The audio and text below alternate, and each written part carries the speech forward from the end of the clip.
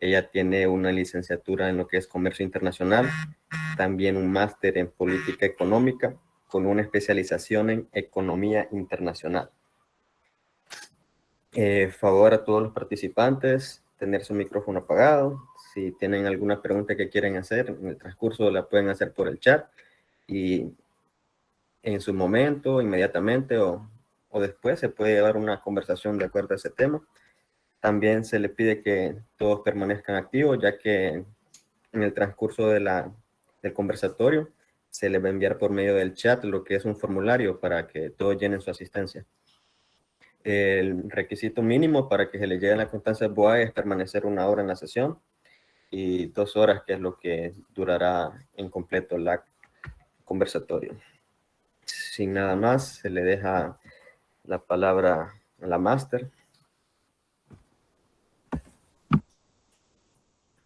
Buenas tardes a todos. Algunos ya los saludé, ¿verdad? Cuando estábamos ingresando al sitio web. Gracias a los organizadores por haber preparado este espacio para compartir temas tan interesantes, ya fuera del aula de clases, en otro tipo de ambientes y de espacios para ello. Yo quiero tocar este tema del post-COVID porque he estado pensando mucho en cómo va a ser el retorno. Algunos ya están retornados y que es un tema bastante interesante.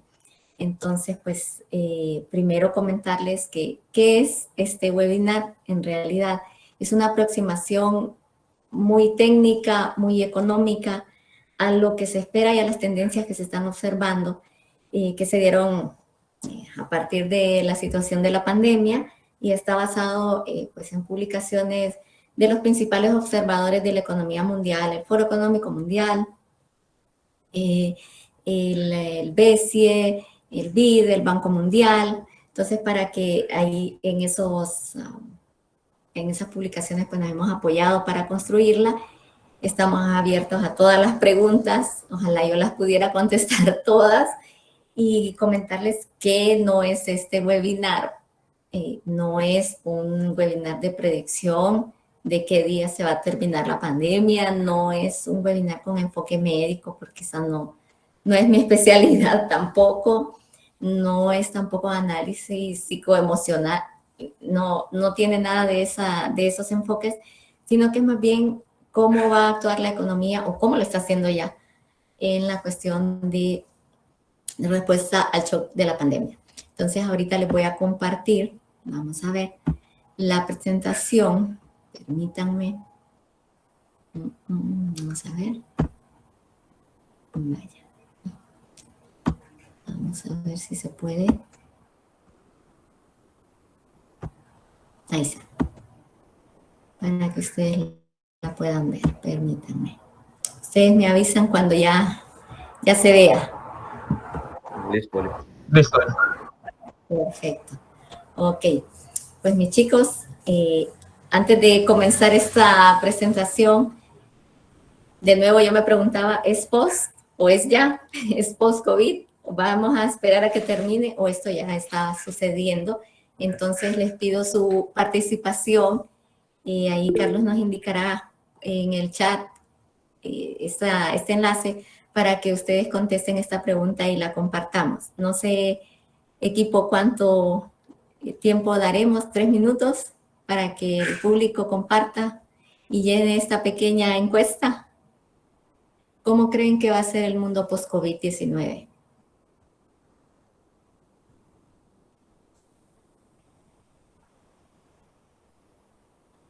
Igual yo me voy a meter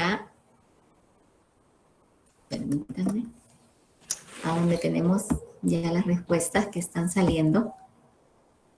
Vamos a ver.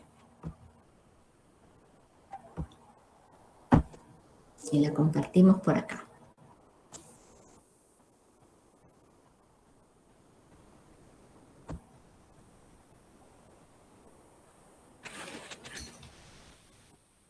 ¿Cómo será la nueva normalidad? No me gusta ese término, es muy contradictorio. Si es nueva, no es normal.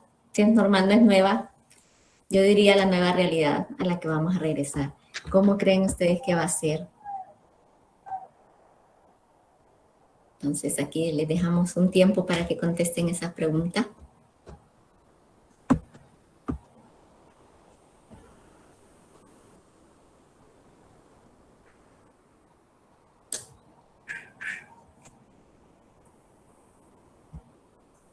Vamos a ver.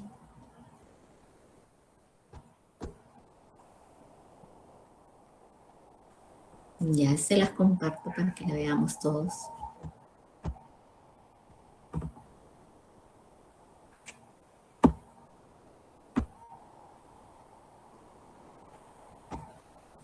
Miren todas las respuestas que están escribiendo ustedes.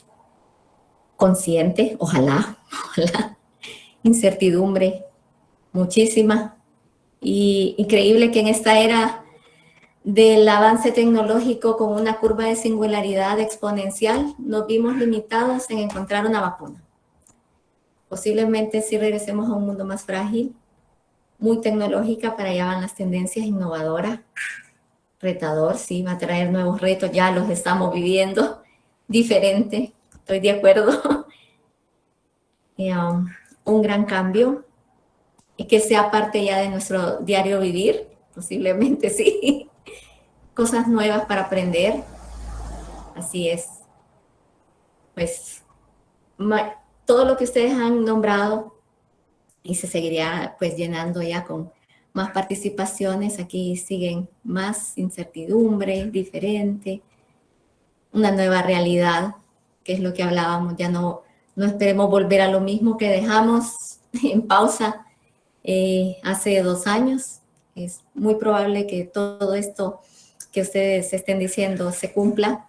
Esperamos tener la respuesta para afrontarlo. Solo dejaré de compartir para volver a compartir la otra presentación, porque todos ustedes tenían la razón. Vamos a ver.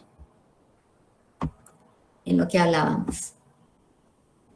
Aquí les pongo, pues ustedes ya compartieron sus primeras respuestas. Como todos ustedes y yo sabemos, la pandemia se declara como tal el 11 de marzo del 2020.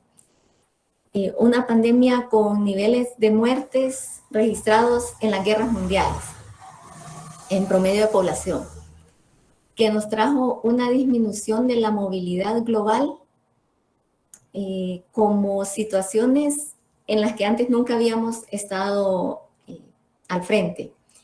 No solo se disminuye la movilidad local en nuestras casas, el comercio transfronterizo, el transporte, el trabajo, y todo tiene eso que decían ustedes, ese componente diferente que no habíamos vivido con anterioridad.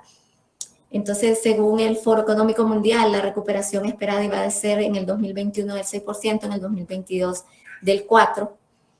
Pero antes, cuando se había analizado el panorama mundial, se esperaba que el crecimiento del PIB fuera mayor.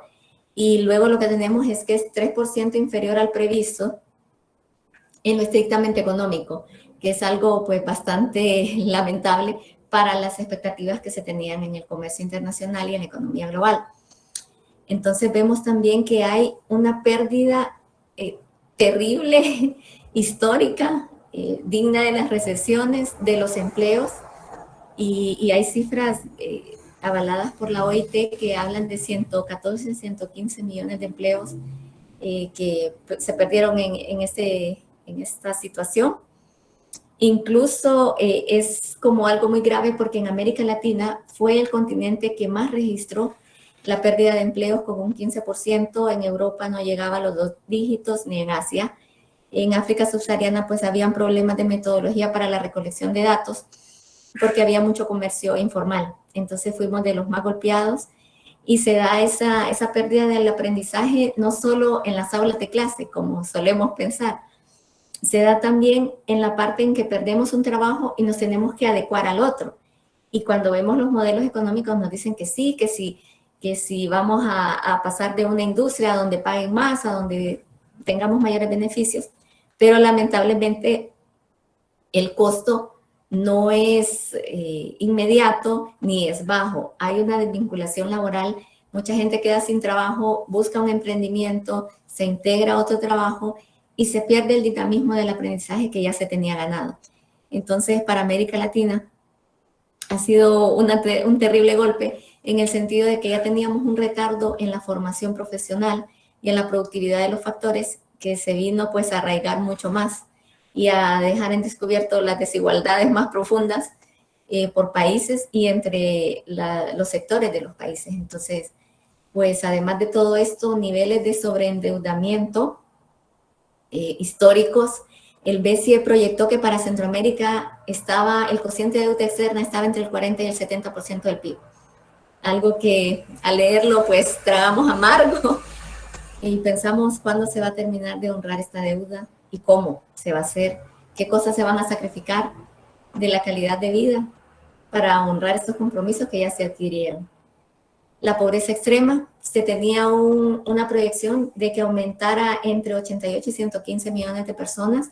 A la fecha van 95 millones de pobres extremos en todo el mundo, que se concentran pues en ciertos continentes, África subsahariana, en algunos países de América Latina, que ya tenían los niveles de pobreza bastante exacerbados. Entonces, este es un pequeño mapa de cómo afectó inicialmente la COVID y cómo sigue expandiéndose a la economía global. Tenemos entonces, pues, quiénes han sido los ganadores, perdedores que han habido en la COVID-19 y qué tendencias se están observando. Deloitte y el INCAE hicieron un estudio bien interesante, un análisis sectorial de quiénes eran los grandes ganadores y los perdedores en la pandemia. Entonces, pues los rubros ganadores, increíblemente, estuvo el automotriz, digo increíblemente porque fue de los que tuvo una caída y una contracción de la oferta bien elevada. Entonces, ellos hicieron una transformación y se fueron a producir muchos de las grandes empresas, cuestiones relacionadas al rubro hospitalario. Entonces, se recuperaron en el mediano plazo bien rápido. Luego los servicios financieros, que pues todos nosotros, creo que si no éramos usuarios, ahora sí lo somos. Estamos viendo la expansión de criptomonedas, el crecimiento del fintech en América Latina y la expansión de servicios que antes pues eran estrictamente presenciales, lo estamos viviendo. La educación que tiene ahí una arista extraña, estas dos instituciones la sitúan en los grandes ganadores. Algunas universidades que son referentes de la economía mundial y de la formación profesional, pues lo colocan en los rubros perdedores. La educación pues se apuntala hacia un modelo que ya existía, el modelo de virtualidad, pero ahora cobró una fuerza realmente difícil de detener, difícil de negar, y ahora no creo yo que vamos a poder volver a la presencialidad de antes. También pudimos ver la facilidad de obtener créditos o titulaciones en instituciones internacionales. Universidad de Chile es una de las grandes pioneras, por ejemplo, que antes estaban, si no al alcance económico, también la cuestión geográfica era como para países muy cercanos, la gente que vivía en ese país, y ahora pues nosotros también podemos ser parte por sumas realmente económicas, $20, $50, podemos tener especializaciones, diplomados y muchas cuestiones a la orden del día. Sin embargo, la educación es de los que marcó brechas de desigualdad más grandes en el mundo y vemos que los que tenemos la posibilidad de conectarnos virtualmente, pues seguimos, y los que no quedaron en un gran rezago. Se ve mucho en cuestiones de escuelas públicas, por ejemplo. Rubro de entretenimiento, que aquí están varios de mis alumnos que hicieron esas investigaciones: Sony, Google, Amazon, Netflix, plataforma Twitch, fueron de los grandes ganadores en la pandemia, tuvieron crecimientos de más del 200% en algunos casos, para llenar esos espacios de ocio que teníamos. Ahora los videojuegos también. Ahorita unos grupos de mis estudiantes están investigando el impacto del gran crecimiento económico que han tenido, sobre todo en China y en Estados Unidos, las telecomunicaciones y el rubro, pues lógicamente farmacia y hospital, de los grandes ganadores, aunque se oye un poco duro, pero ellos pues sí tuvieron esa tendencia en la cuestión de conseguir una vacuna y atender la pandemia como tal. Luego pues tenemos otros de los grandes perdedores, las economías en desarrollo y las economías de mercados emergentes. Se ven muy golpeadas por los cambios en el mercado. cambios de precio, cuestiones de retracción de la oferta de alimentos que se dio al inicio de la pandemia y ahora la estamos viviendo por la situación de la invasión a Ucrania. También lo vemos en la movilidad, las caravanas, que nosotros pues, somos testigos de esta situación social bien fuerte. Y vemos, pues nos impacta la subida de precios de los contenedores en el comercio internacional, la búsqueda de nuevas rutas comerciales y todas las contracciones de los bienes commodities que son exportados sobre todo por América Latina. ¿Y quiénes son los grandes ganadores? Pues los rubros que ustedes ven ahí, los grandes perdedores son los servicios de alto contacto, el aeronáutico que ya venía con la crisis del Boeing desde hace algunos años, turismo, restaurantes al inicio de la pandemia, alimentos, el rubro de la construcción, que fue de los que tuvo mayores brechas recesivas, el petróleo, ¿verdad? Por la contracción en la demanda, el comercio informal, de los grandes golpeados en América Latina, tienen una representación de más del 60% del empleo y fueron los que no tuvieron ninguna acción de apoyo por parte de los gobiernos. Entonces la gente del día a día se vio sumamente afectada por la pandemia. Las industrias culturales, cines, teatros, bueno, yo que pertenezco al mundo del arte también, puedo decirles que fueron 2 años terribles de no salir a un escenario, de perder los ingresos que tenían nuestras escuelas, nuestras academias, al verse pues en este confinamiento. Y hablando pues de los grandes ganadores, un país líder ha sido China, lo cual es contradictorio porque China, si uno observa los gráficos, todos se ven hacia abajo del cero, y China es el único que tiene un crecimiento positivo de más del 4%. Increíblemente, donde fue el epicentro de la pandemia, se recuperan muy rápido porque tienen políticas muy establecidas del control de la misma. Entonces ellos rápido se recuperan, aunque ahorita están en ciertas olas de nuevos contagios, pero pues resulta que China sí logra ser de los países a ser observados por el resto del mundo en cómo lo ha logrado controlar, cómo ha abierto escuelas, Finlandia también y Austria, de los países que lograron volver a una normalización de la economía mucho más rápido.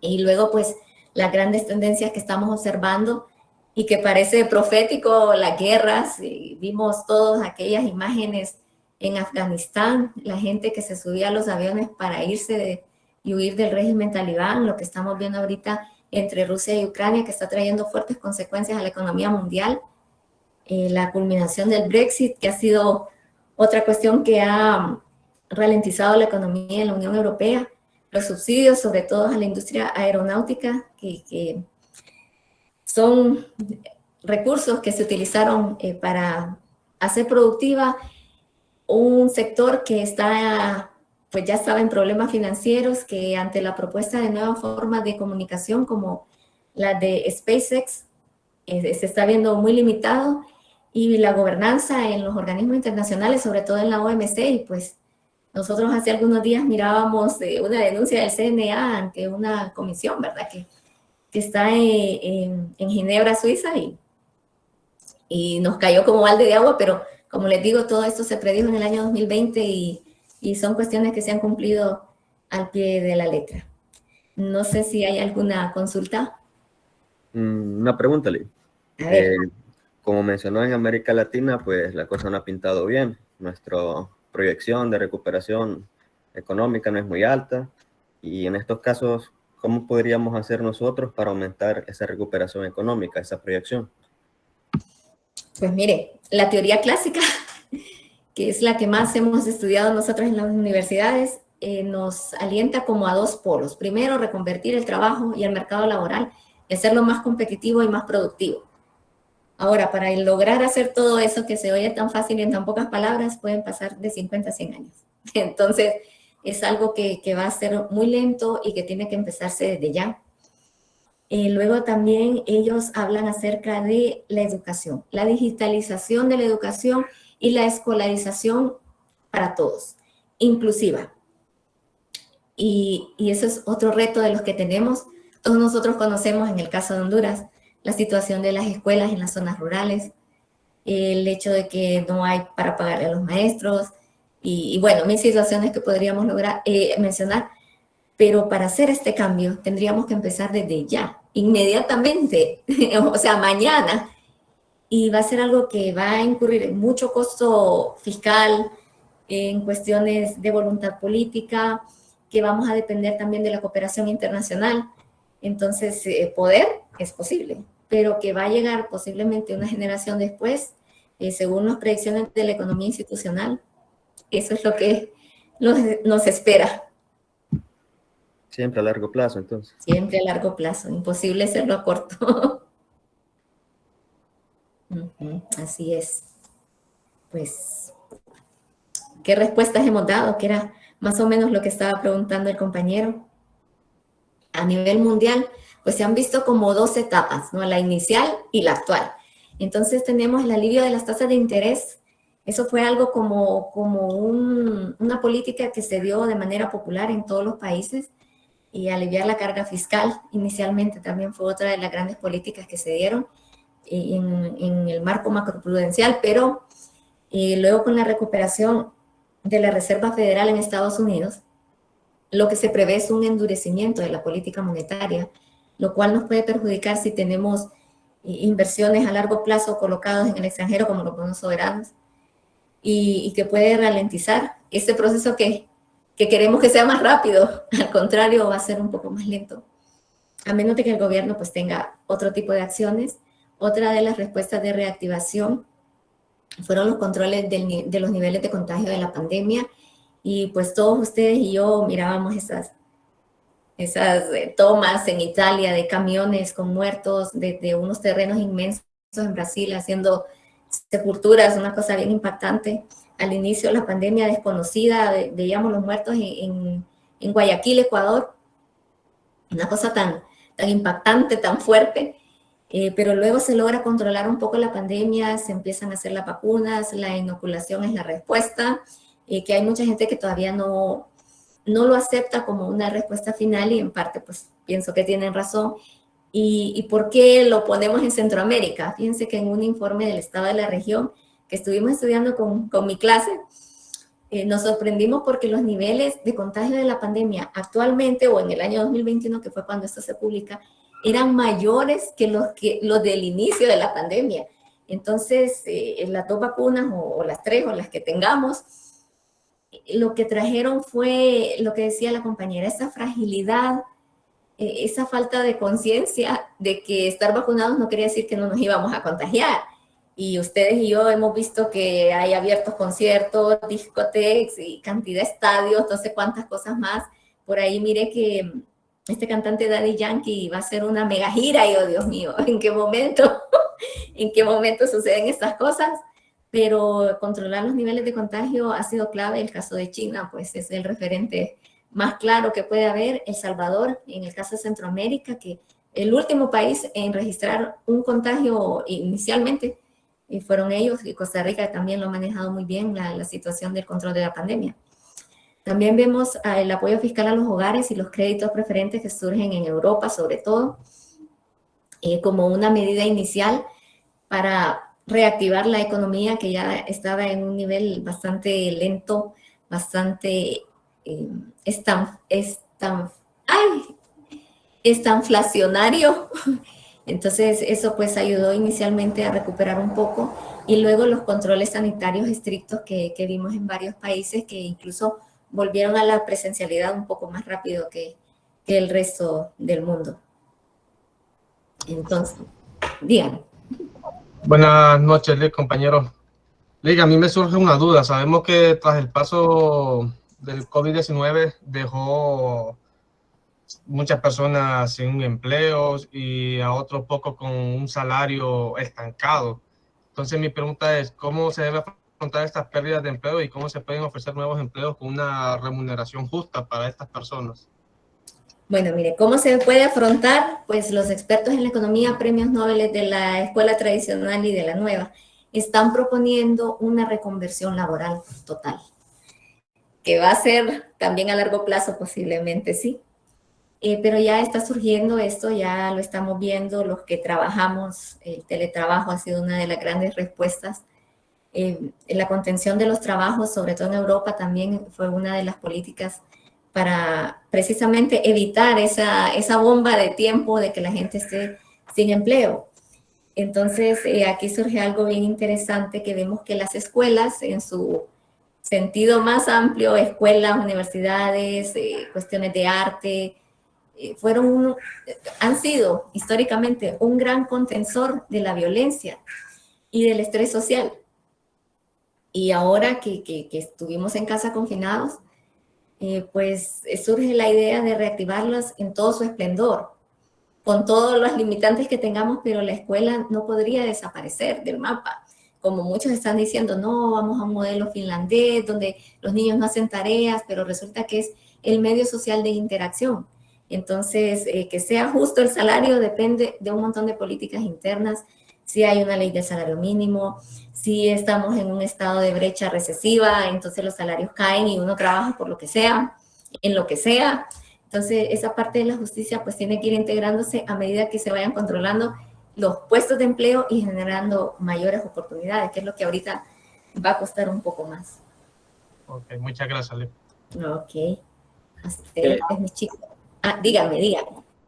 Las nuevas alternativas como trabajos virtuales o las monedas que usted mencionaba representan una economía volátil y son un paso de la nueva consolidación económica. Fíjense, está ahorita mucho ruido acerca de eso que pregunta el compañero. ¿Va a haber un nuevo modelo económico? La nueva escuela dice sí, la escuela tradicional dice no. En cierta forma son volátiles porque no era la estructura a la que estábamos acostumbrados. Hay un sociólogo muy famoso, Zygmunt Bauman, y él analiza cómo pequeños cambios provocan grandes acciones a nivel mundial.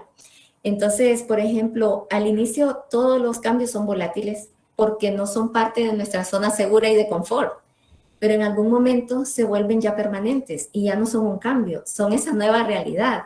Entonces sí, son parte de a lo que vamos y a lo que ya está operando. Y estaba viendo un informe en la que decía que Google, el grupo GAFA famoso, Amazon, Facebook y Apple, están haciendo las gestiones legales para cerrar grandes oficinas que nosotros las estudiábamos a veces en clase, de las oficinas así súper divertidas, con deslizadores, con hamacas, con todo, ¿verdad?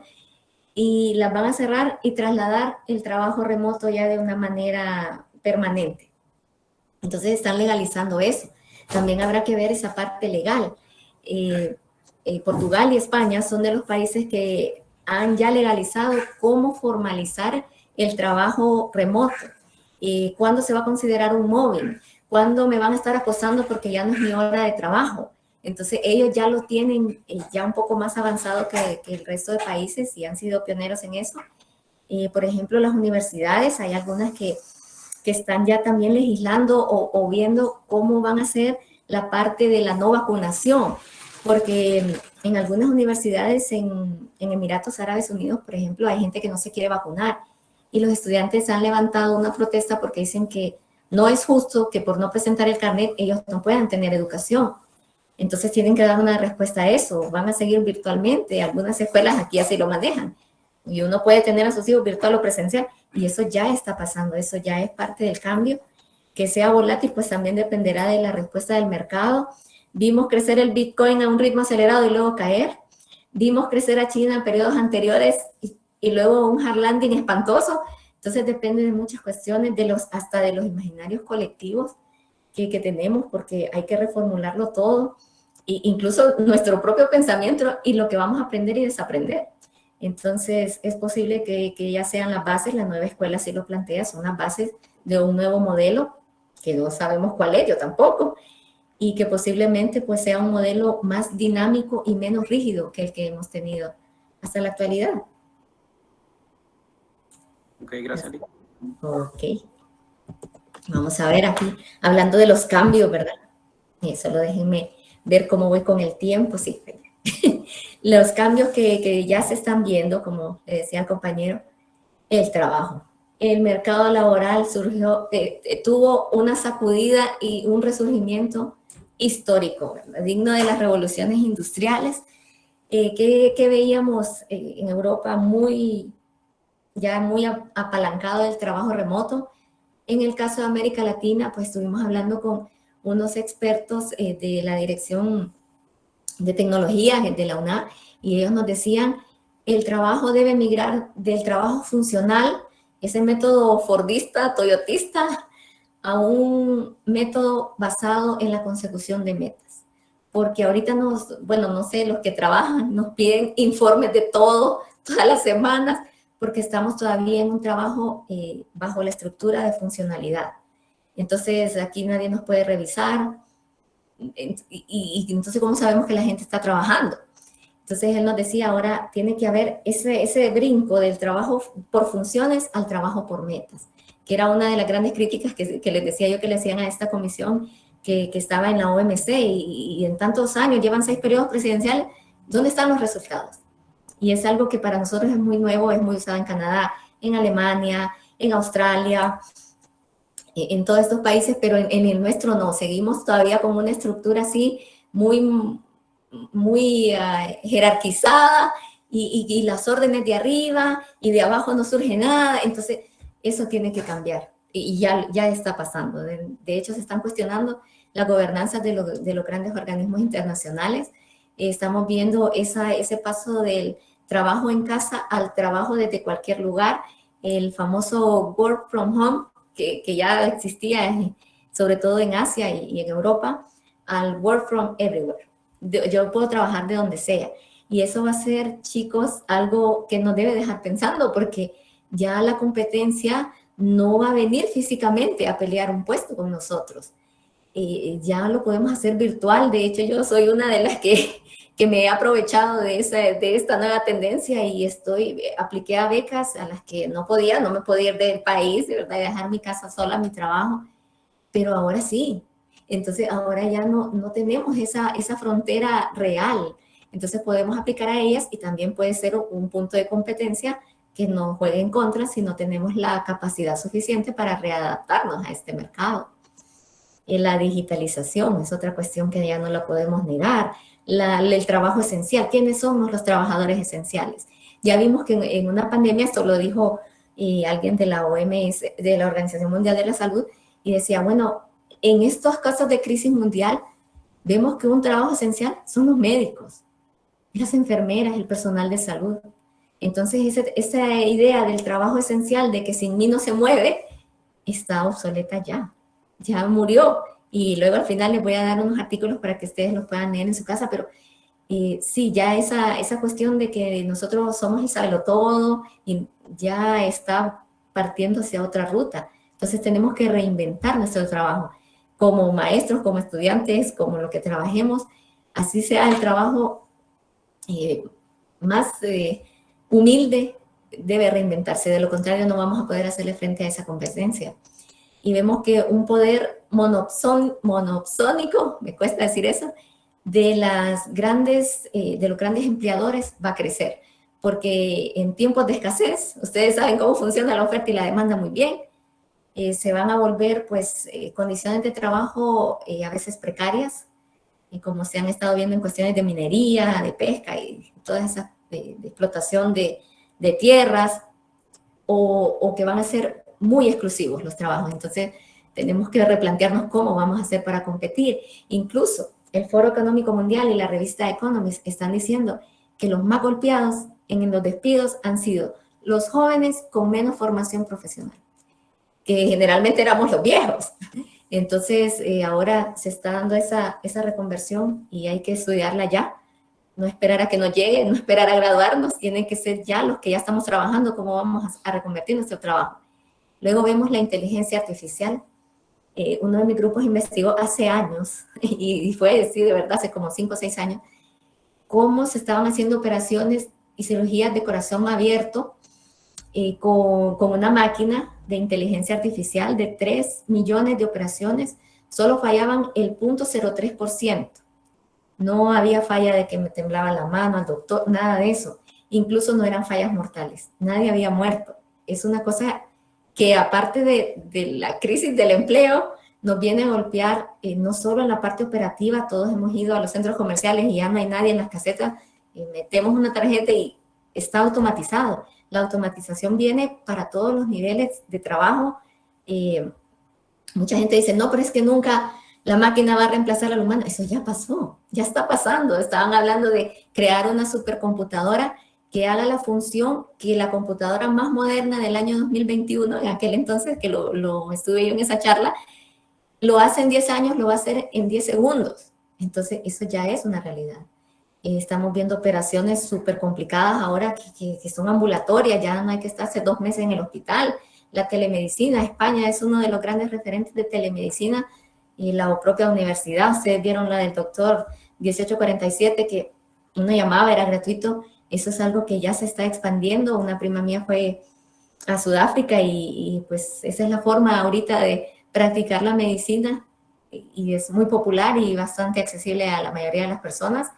El crecimiento del comercio, así en e-commerce, el comercio a distancia, el comercio virtual, las criptomonedas. El Salvador ya está hablando de emitir bonos en criptomonedas. Entonces, vienen un montón de cambios ya imparables que ya los estamos viviendo. La reasignación del trabajo como tal en nuestra función y del trabajo en la vida de las personas. Mucha gente ya se está planteando, ok, vino una pandemia, se murieron un montón de gente, yo no me morí, no quiero no quiero vivir para trabajar, quiero trabajar para vivir. Y se están dando tantos cambios ahí que muchos nos estamos replanteando. En España hay un movimiento muy fuerte feminista ahorita por la conciliación de la maternidad y el trabajo, y surge con más fuerza en la pandemia, porque en la pandemia las mamás y los que tenemos hijos, y algunos papás también nos vimos agobiados de trabajar en casa con el niño a la par, haciendo tareas, haciendo comida, haciendo el oficio, haciendo todo. Entonces, también el trabajo informal, que esto es algo que están investigando mis alumnos de la clase de política económica, el trabajo, no, mejor dicho, informal, no, el trabajo en casa, el cuidado del hogar, que no ha sido remunerados por muchos años, ahora se está pensando en que sea parte del PIB. Entonces, para que vean ustedes, el riesgo geopolítico que ya lo estamos viendo en pantalla grande con lo de Rusia, Ucrania, y con la amenaza de una guerra mundial, con la seguridad alimentaria que está muy precaria, sobre todo en los países africanos que dependen de los granos básicos de esos dos países en guerra. Es algo que ya está pasando tristemente. El cambio climático, o sea, ¿qué nos toca? Quedarnos a esperar cada vez que venga ETA y OTA, y ay, qué tristeza.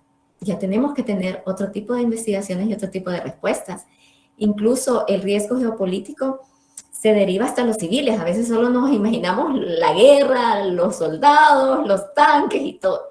Pero estaba viendo un artículo bien interesante, creo que era de Economist, de que Ucrania es uno de los países que tiene legalización en la subrogación de vientres, de las mamás de alquiler. Y hay una cantidad de niños, creo que son como 50, en un sótano que están cuidados por enfermeras voluntarias las 24 horas del día, porque los niños no pueden salir a donde están sus padres biológicos. No los pueden reclamar por el estado de guerra, y los padres, o sea, la mamá que los tuvo, tampoco lo puede sacar porque no lo puede registrar como hijo suyo. Entonces vemos un montón de problemáticas que se trasladan a los civiles, que también van a tener un impacto muy fuerte en la cuestión de cómo regular ahora ese tipo de cosas. Entonces esos bebés están a punto de morirse en cualquier momento. Me da una angustia ver eso, de verdad. Luego, como decía una compañera, ojalá que lleguemos a una conciencia social, porque lo que estamos viendo es un solipsismo arraigado. Esa teoría del individualismo ahorita surgió con más fuerza que nunca. Se ha estudiado desde los años 70 en la metafísica, y ahora con unas propuestas de John Joe, por ejemplo, en la sociología, y el solipsismo está muy arraigado. Estoy yo y están ellos. La guerra es allá, no es en Honduras. El presidente que extraditaron en Honduras no es en el resto del mundo. Entonces, como que nos aislamos de las problemáticas, y no es que el mundo está desarticulado, al contrario, todo nos está pegando, los costos, la gasolina, la falta de la escasez proyectada, y un montón de cuestiones. Entonces, esas teorías del solipsismo, yo diría, como persona normal, no deberían surgir al revés, no deberían de darse en periodos de gran abundancia, no, pero surgen en este tipo de cosas en una pandemia terrible vemos una invasión. Es una cuestión, estaba viendo también que ha surgido en los países, creo que en Siria, en Afganistán también, algo que está prohibido por la religión o por el régimen talibán, es casar a las muchachas con el Corán. Y eso es una práctica que resurgió ahorita en la pandemia. Las casan con el Corán, son las esposas del Corán, quedan por siempre al servicio de sus padres, al cuidado de la casa, no se les paga, y ellas no pueden salir del país, no pueden casarse de verdad nuevamente. Una cuestión bien fuerte que se está viviendo a nivel mundial con las teorías del solicismo. Increíble lo que pasa.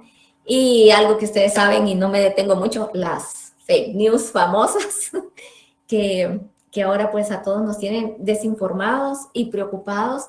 Decía una especialista en mercadotecnia, y yo la vi en una cuestión feminista, pero ella tocó este tema y decía, increíble cómo el régimen del terror que vimos en la Francia revolucionaria sigue teniendo vigencia en estas épocas, porque a punta del miedo nos tienen encerrados, nos tienen callados. Ella hablaba por las cuestiones de la violencia de la mujer, pero es cierto, todavía esas fake news afectan el estereotipo, que si usted no es de cierto modo, usted es un feo y una fea. No podemos seguir viviendo en esa burbuja de que lo que tienen unos pocos es lo que va a marcar la tendencia mundial. Decía Zygmunt Bauman que Messi trajo de nuevo la masculinidad a la moda. Al dejarse la barba él en un campo de fútbol, todo volvió a ser como en los años 20. Increíble que una sola persona haga un cambio tan drástico. Entonces, puede ser para bien, puede ser para mal. Así que ahí los dejo pensando en las fake news para que lo tengan en cuenta. Hola, Lick. Digan. No, acá hable, compañero.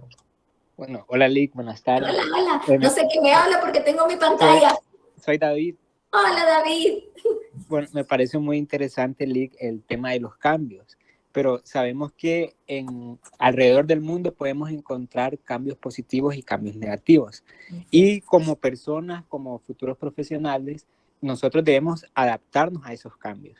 Pero, ¿qué hacer cuando los cambios son negativos? Si nos adaptamos a eso, o nosotros tenemos la responsabilidad social de cambiar esos aspectos negativos y mejorarlos.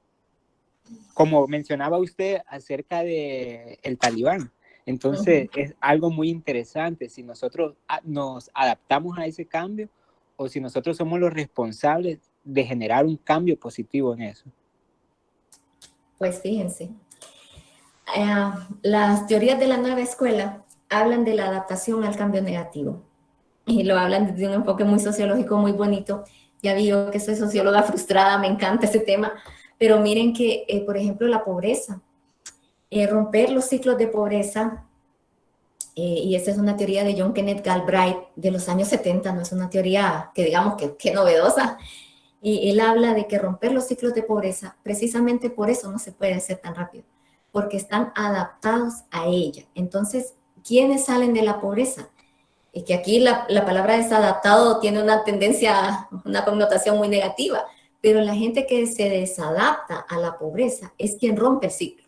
Las mujeres que se desadaptan a la violencia, llámese a esta cuestión de casarlas con el Corán, de mutilar los genitales de las mujeres, de cualquier cosa, el régimen patriarcal, lo que ustedes quieran, las desadaptadas y las que no aceptan esa realidad son las que salen de ella. Pero son, o sea, 1 en 100. Entonces es bien difícil lograr que esa desadaptación se logre en el mediano plazo o en el largo. Entonces yo he visto cantidad de políticas públicas para mejorar la educación, porque yo estudié economía, pero mi corazón es de maestra, tengo que decirlo, y me encanta ver esas cosas y las veo en Brasil y las veo en México, en el TEC de Monterrey, en la UNAM de México, las miro aquí, las miro en Estados Unidos, las miro en Europa, y realmente yo digo, ¿por qué no funcionan en Honduras? ¿Por qué cosas que en Costa Rica, que es un vecinito en El Salvador, y aquí no las podemos replicar porque estamos adaptados a la situación negativa? Entonces, salir de esa zona de confort necesita como un sacudidón, así como el que nos dio la pandemia, en el que nos creíamos intocables, Yo miré hace poco una película muy vieja de Brad Pitt que estaban unos zombies ahí en la Guerra Mundial Z. Y yo digo, Dios mío, si un día viene un virus de eso, ¿quiénes vamos a sobrevivir? Voy a ser de las primeras muertas, no sé. O sea, entonces todo hay que planteárnoslo ya, esas expectativas. Es nuestra responsabilidad cambiar hacia el enfoque positivo. Y me comentaban mis alumnos de la clase de estructura que habían visto un documental y que lo estábamos comentando de que hay más plásticos de un solo uso en el mar que peces. Y yo me quedé pensando, me dio tanto en el corazón que nunca he sido muy ecologista tampoco, pero digo, ¿y nosotros qué hacemos para evitar eso? ¿Qué hemos hecho? Ni siquiera he investigado del tema. Hasta ahorita que los chicos lo dicen, yo quedé como pensativa. Entonces, todos tendríamos que tener una acción positiva desde el lugar en donde estemos, pero no lo hemos logrado porque estamos adaptados. Es que aquí todo se puede. Es que aquí los políticos se arropan con la misma cobija. Y tenemos 1000 frases, hasta expresiones que sin decir nada solo decimos, y ya sabemos que estamos diciendo lo mismo. Entonces, realmente desadaptarnos y desaprender va a ser el gran reto para que nosotros demos esa respuesta, mi estimado David, porque no estamos ya en algo que es normalizado. Es normalizado que la corrupción se dé. Y no en ningún momento debe ser normalizado. Pero aquí, ¿y qué vamos a hacer? Ay, son todos de lo mismo. Y solo decimos eso y no actuamos. Entonces, por ejemplo, movimientos como el de las antorchas, como el de esta niña Greta, son cosas que van hacia el cambio, pero que tenemos que involucrarnos, desde lo más o desde lo menos. Y aceptar nuestra corresponsabilidad, porque solo decimos, ay, qué barbaridad, en el mar hay más plástico. Pero ¿en qué momento vamos a sacarlos? ¿Cuándo vamos a investigar de eso? O sea, ahí es donde está nuestro reto, mi estimado David. Gracias, Lick, gracias. Sí. No sé, ¿alguien más iba a comentar por ahí? Licenciada, es que me surge una duda. O sea, en medio de todo esto que ha pasado tras la pandemia, usted mencionó que hay países que crecieron económicamente como China. Y me imagino que ese crecimiento se da por medio de lo que usted habló, de esa evolución exponencial en la tecnología, que ha sido se ha hecho grandes cambios. Ya vamos a algo nuevo que es los procesadores cuánticos que van a hacer cosas, bueno, exponenciales, ¿verdad? Sí. Ahora, base en eso yo me fijo que siempre después de una crisis, los países, como quien dice, más inteligentes, saben aprovechar las ventajas. Por ejemplo, después de la Segunda Guerra Mundial, Estados Unidos tuvo su plan Marshall. Exactamente, supo aprovechar y hizo su economía fuerte, ¿verdad? En este caso, vimos que China, después de la crisis de la pandemia, y su economía se mantiene firme, cada vez va creciendo. Ahora, estos países son países que producen, crean nuevas tecnologías y todo, que las tienen a su alcance, ellos mismos lo hacen, ¿verdad? Y en el caso de Latinoamérica y en este caso de Honduras, que nosotros no producimos tecnología, sino que estamos súper atrasados y estamos esperando a que esos países nos presten, nos den, y nosotros estamos todavía, como quien dice, más endeudados y todavía nuestra cabeza no nos da para invertir en las cosas que son. En ese caso, ¿qué postura tomaría Latinoamérica y en este caso Honduras tras esos grandes cambios que vienen y nosotros apenas ahí vamos?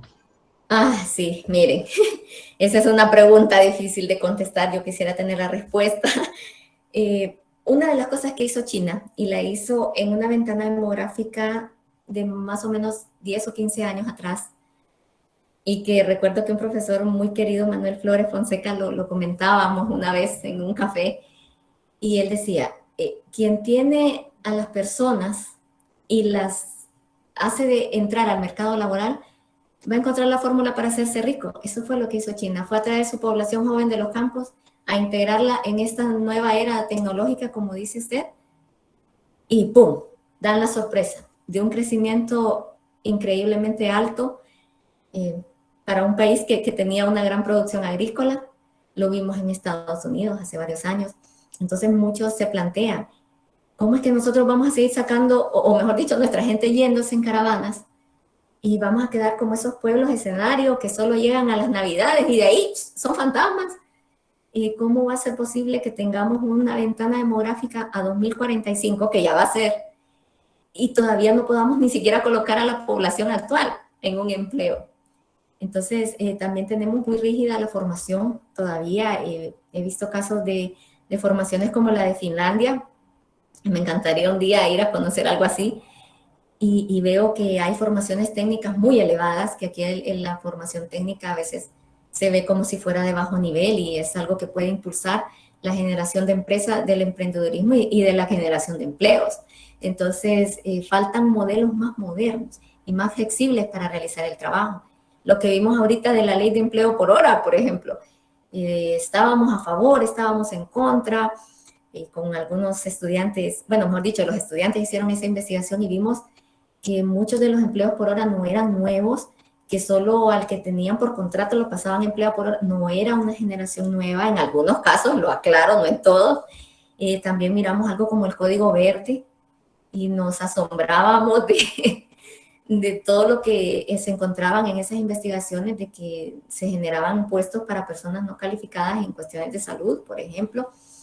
Creo que un grupo, aquí está la compañera Evelyn, ellos estudiaron lo del Golfo de Fonseca y la pesca en el Golfo de Fonseca y realmente una pesca artesanal, que de hecho la cultura ancestral no es que está mal, es algo que debe aprovecharse, pero debe coludirse con la tecnología y esas son de las nuevas tendencias que debemos adoptar, porque si seguimos sembrando y pescando y enseñando como hace 100 años, ¿cuál va a ser nuestro nivel de respuesta? Va a ser largo el camino, pero lo tenemos que romper y lo tenemos que empezar nosotros, los universitarios, para dar la mano a todos los que vienen atrás y para ayudar a todos los compañeros, porque nos han metido mucho lo de la competencia en la cabeza, pero vemos modelos como el Ubuntu, por ejemplo, que surge en Sudáfrica con la propuesta del apartheid, Mandela y Desmond Tutu, que fueron de los grandes promotores. El Ubuntu es una redes solidarias de crecimiento, dice yo soy porque somos todos. Está también la propuesta Sumacasay en Ecuador, en Bolivia y en las partes de la Amazonía, en América del Sur, que habla de el bien vivir, que muchas veces sobrevivimos o trabajamos, pero no vivimos y no colaboramos con el ambiente, al contrario, todo es una destrucción, una colonización, aquella cosa tan fea, y criticamos a los colonos de los años 1500 y seguimos haciendo igualito, lo mismo. Vemos el caso de Costa Rica, tendencia hacia la huella carbono cero, ya se certificaron, están vendiendo oxígeno, hay que buscar nuevas formas, nuevas cosas que exportar. Yo he escuchado, chicos, yo estudié esta carrera desde que yo era estudiante, ¿cómo se llama esto? La oferta de exportación con mayor valor agregado. Pero desde esos años a esto seguimos exportando casi que lo mismo. Entonces hay que preguntarnos cómo hacer esa propuesta y cómo hacer ese cambio. Y las universidades están llamadas a dar respuesta a todo eso. Así que preparémonos, chicos. Gracias, Lee. Me parece bien acertado, tiene razón usted del ejemplo que el Golfo de Fonseca. La forma que nosotros producimos es, bueno, súper antigua y no se hace nada para reproducir más, digamos, en ese caso los peces, y la forma de capturarlos también, como es artesanal, todo es mínimo, todo es límite. La ganancia, sí, exactamente, las ganancias de explotación son mínimas y sobre todo para los primeros eslabones de la cadena, ¿no? Que son los pescadores, los que arriesgan su vida. Y pues yo después de esta investigación me quedé con esa piquita de llamar a los alumnos y nos metemos con biología a hacer algo más grande, pero pues en todo lo de la pandemia ya se murió la idea, pero hay que rescatarla, porque sí está bien interesante todo lo que estamos aprendiendo ahora. Que no quede solo en el aula. Claro, igual, y si todo eso también se manufacturara para exportarlo ya un bien terminado, fuera un mejor, más ingreso para el país y todo. Exactamente. Muchas gracias, Lick. Ok, pues mis chicos, para ir medio cerrando, ¿qué medidas creen ustedes que deben tomar los responsables del Estado, de la política, para afrontar la era post-COVID? ¿Qué es lo que estamos preguntando? ¿Qué nos hace falta? ¿Por qué estamos tan retrasados? Así que pues ahí los compañeros organizadores les van a compartir el link para que ustedes puedan opinar. Yo dejaré de compartir para llevarlos a la otra pantalla. A ver. Permítanme. Me perdí. Aquí estoy. Aquí estoy. Vamos a ver. Ay Dios, me confundí de qué compartir. Vamos a ver, aquí vamos. Y yo lo llevo. Miren cómo va la primera pregunta ya. Acostumbrarse, sí. Acostumbrarse y desacostumbrarse a la nueva modalidad. Hace poco yo despotriqué, ya no quiero virtual, no sé qué, estoy harta, estoy agotada. Pero eso es lo que nos toca. Y si no aprendemos, vamos a quedar rezagados. Después lo reflexioné, después de haber despotricado, ¿verdad? Pero vamos a ver qué tenemos por acá. ¿Qué medidas tenemos que tomar? Muchas veces esperamos que la medida la dicte otro, la dicte la Universidad de Bolonia, la dicte los Estados Unidos, la Reserva Federal, y nosotros, el locus de control lo hemos dejado como en las grandes potencias, pero vemos casos como el de Paraguay, muy interesantes de crecimiento. Miren, ya van saliendo las respuestas. Innovación. Y ya van a ver unas cosas que les traigo que están bien interesantes. Entornos más conscientes. Esa es una de las grandes respuestas que nos hace falta. Ya la vamos a ver y ya lo dijo el Foro Económico y lo dijeron ustedes. Digitalización. Y ya les voy a contar un caso que reinvención, desarrollo. Sí, totalmente. Todas esas cosas. Ya no podemos estar, es que en mi carrera no somos buenos para hacer esto, pues tenemos que aprender. En mi carrera no me enseñaron a hablar en público, pues tenemos que aprender. Ahora hay 1000 cursos de Coursera, de doméstica, de no sé cuántas redes que son súper baratos y súper buenos. Ya es hora. Ya no podemos estar esperando que cambien el plan de estudios. Tiene que ser ya pensar más. Sí, nos hace falta un análisis crítico, más allá de repetir teorías, que pues lógico, las teorías hacen el marco para que nosotros comprendamos la realidad, claro que sí. Pero yo siempre me he preguntado, en la universidad solo vemos modelos clásicos, nunca vemos cuestiones de la economía moderna. Yo misma estoy estudiando cosas de la economía moderna. Entonces, ¿por qué? Porque aunque no me lo enseñaron cuando yo estudié, yo lo tengo que aprender ahora, porque para venderme mejor y para comprender y para dar respuestas, ocupamos todo esto. Adaptación, claro que sí. Sí, dejar de ser conformista. Es que como uno nace pobre, así me voy a morir. Por favor. Y yo estoy gordita y puedo enflacar. O sea, todo lo podemos lograr. Podríamos, ya les voy a enseñar una de las nuevas propuestas que se están viendo y sí, los planes de sostenibilidad. De hecho, la economía sustentable, los mercados sociales son una tendencia que se está dando mucho en Chile. Yo ahorita me certifiqué en una. Y lo que le digo, pienso, ¿cómo llevar esto a nuestro país? ¿Cómo llevarlo a un proyecto de la universidad? Porque son cosas que ya tenemos que pensar. No vamos a pensar hasta que nos pase. Tienen que ser ya. Me decía un amigo médico, es que en América Latina, yo no lo sé, ¿verdad? Lo dirán los médicos, tenemos salud curativa. Hasta que nos morimos de dolor, vamos al doctor. No tenemos salud preventiva, como la tiene la comunidad local en el Machu Picchu, tienen medicina preventiva. Y con todo lo artesanal que puede ser, es una gente muy lozana, con mucha expectativa de vida y muy saludables. Entonces, ¿por qué no traer esa cuestión ancestral a nosotros? No endeudar más al país, sí, de verdad. Yo estoy pensando, me voy a morir yo y el país va a seguir endeudado. Sí, visión. Y tenemos planes de nación, visiones de país, tratados de integración y cantidad de cuestiones que deben pasar del papel a la acción. Pienso yo que ahí es donde nos hace falta y también va para mí la autorreflexión, la independencia, sí. Independencia en todos los sentidos, independencia gubernamental, independencia económica. Y a veces creemos que papá y mamá nos tienen que dar todo, que el esposo me tiene que mantener, y digo cuestiones populares. Entonces sí, ser más independientes es una condición básica y ser más responsables de nuestras propias acciones, que ya les voy a comentar algo que está pasando. Si están ustedes en todo lo correcto, ya van a ver. Ahorita dejo de compartir acá para compartirles la otra, pero ya van a ver ustedes que sí, todo lo que han dicho está ya plasmado. Perdón, me confundí de diapositiva. Está ya plasmado en las propuestas de los grandes organismos internacionales. Así que bueno, les comparto esta, no sé si ya salió. Miren mis chicos, las nuevas reglas del juego, está todo lo que ustedes dijeron. Empezó como en 3 procesos, ¿verdad? Esto, el Foro Económico Mundial, el Banco Mundial lo han establecido como en estos 3 escenarios, ¿no?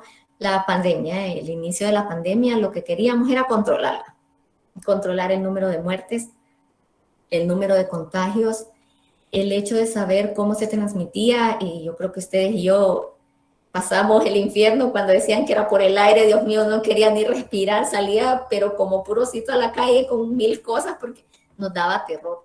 Entonces, de pronto eso también contuvo un poco el inicio de la pandemia. Los confinamientos más estrictos en América Latina fueron los de Argentina y los de Honduras. Entonces, luego nos preguntamos, ¿y ahora por qué tenemos estas nuevas olas de contagio? Las olas se dieron en Europa, sobre todo en Italia, en Alemania, y la generación de las nuevas cepas que ya no tenemos la inmunización, por ejemplo, de las vacunas. Hace poco escuché al doctor Umaña hablar de una nueva cepa llamada Deltacron. Dice que es 8 veces más contagiosa que la COVID-19 inicial. Entonces, pues ya hay que prepararnos para volver a las actividades y cuidarnos de eso, ¿no? Lo que decía la compañera, ser conscientes de los efectos en el largo plazo, porque, de nuevo, siendo solipsistas, no es que a mí no me dio, a mí, pero a un montón de gente sí. Entonces, lo que estamos viendo ahora es que esa teoría del individualismo nos está afectando a todos. Francia fue uno de los que tomó cartas en el asunto y dijo, los que no estén vacunados son los que van a estar en confinamiento, porque nos están contagiando a todos los que logramos salir libres de contagio y no podemos reintegrarnos al mercado de trabajo. Entonces, yo no sé, pero ahora hay conciertos, aquí en mi colonia todos los sábados una fiesta, lo malo es que no me invitan, pero Dios mío, termina a las 5 de la mañana, es un fiestón. Entonces digo yo, y los que estamos en casa cuidando a nuestros hijos, nuestros ancianos, ¿cuándo vamos a salir? Porque también estamos viendo fuertes efectos en la salud mental. Y eso ya está pasando y ustedes y yo miramos las noticias y el Mario Mendoza estaba colapsado en plena pandemia. Entonces vemos eso, lo que decían ustedes, invertir en la innovación, en el sistema eficiente de salud, yo diría que de educación, de seguridad alimentaria, de producción, como comentaba el compañero Ariel. ¿Por qué? Porque estos sistemas, por más hospitales que hagamos o escuelas, no quiere decir que es que estemos cumpliendo la meta. A veces las metas son muy cuantitativas, pero en realidad la calidad, ¿dónde está? El hospital escuela me sorprendió la respuesta que tuvo. Yo tenía mis dudas de si iba a poder, con todo lo que uno oye popularmente, pero realmente tuvieron una respuesta efectiva, los triajes. El viceministro, pues, es alguien, yo no lo conozco, solo lo he visto por televisión, pero hizo una gran labor aquí en San Pedro Sula, controlando la cuestión de la pandemia. Y bueno, también, como dice el compañero David, no conformarnos, la corrupción nos robó cuántos millones en unos hospitales que no están funcionando, creo que solo 2 hay en funcionamiento, y creo que no fueron para atender la pandemia tampoco, así que a eso estamos llamados. Luego ya nos evolucionamos a la parte del mercado, las políticas y la respuesta del mercado, qué tan vulnerables somos, qué medidas macroprudenciales sirvieron, cuáles no, el endeudamiento valió la pena o no, y cómo lo vamos a pagar. Eso es algo que a mí no es mi dinero, pero sí estoy pensando, ¿verdad? Eso me preocupa mucho. Y cómo vamos a mejorar la productividad, que es lo que ustedes estaban preguntando, cómo va a ser América Latina para recuperarse si ya estábamos de rodillas y nos tiraron al piso.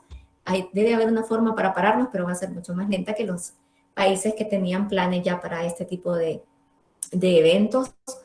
¿Cómo va a ser la reconversión laboral?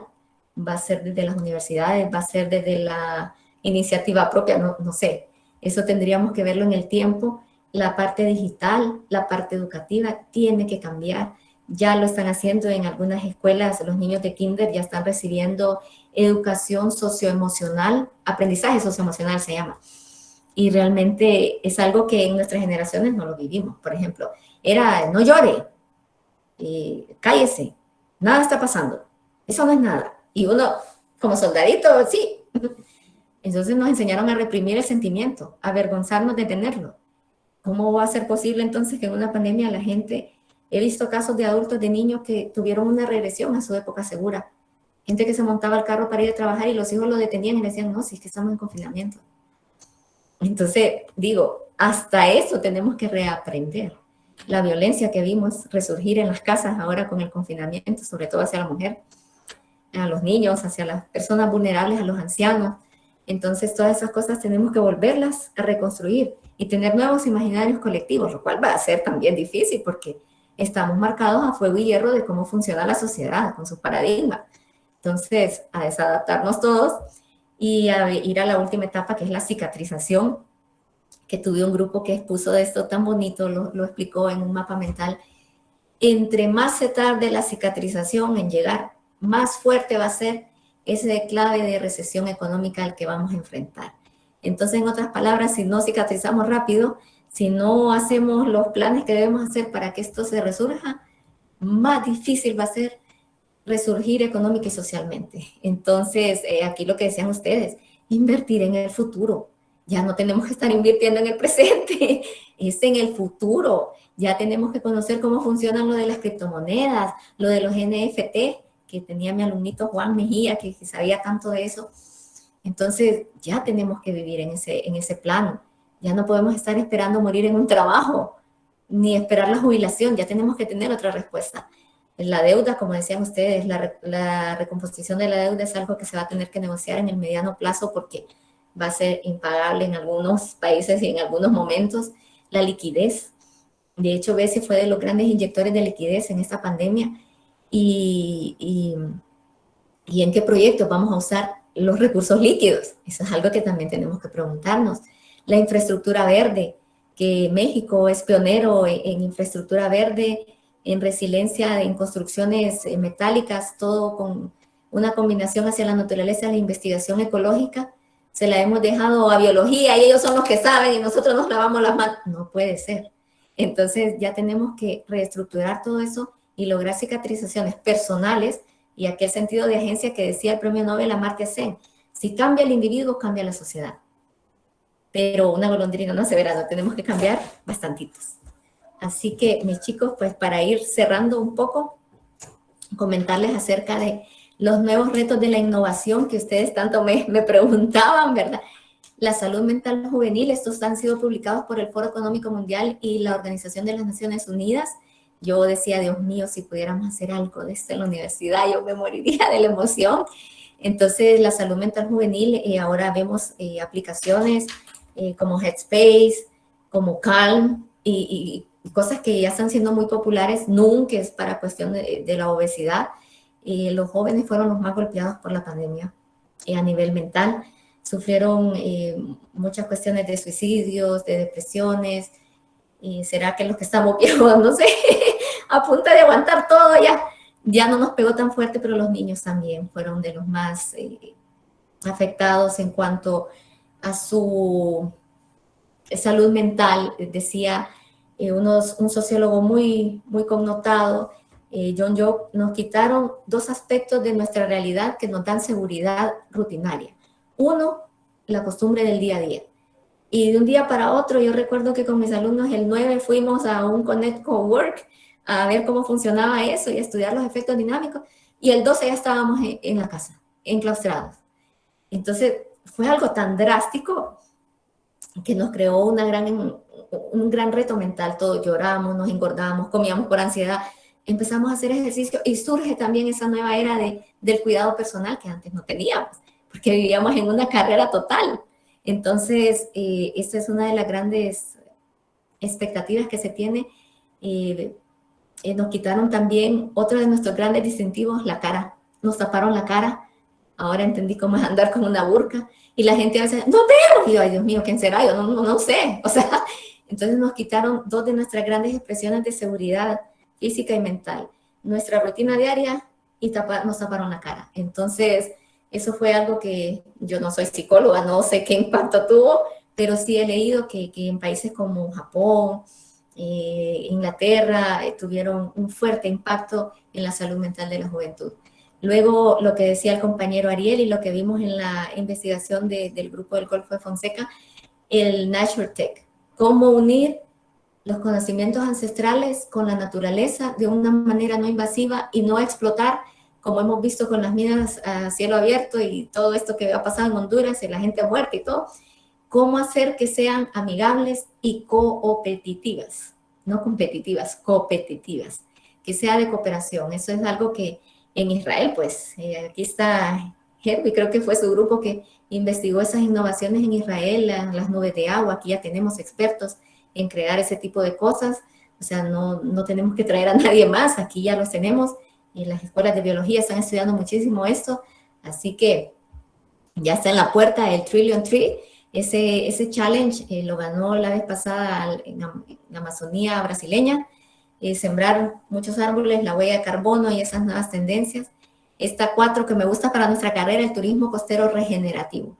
Es una propuesta bien interesante que habría que estudiarla, yo la conozco muy poco, pero nosotros que tenemos, el turismo fue de los grandes sacrificados, crucificados de esta pandemia, así que tenemos que ver cómo hacerlo regenerativo sin ir a ensuciar ahorita en Semana Santa, cómo hacerlo de una manera amigable con respecto al ambiente, cómo hacerlo para que la gente del día a día se beneficie, no solo los grandes hoteles.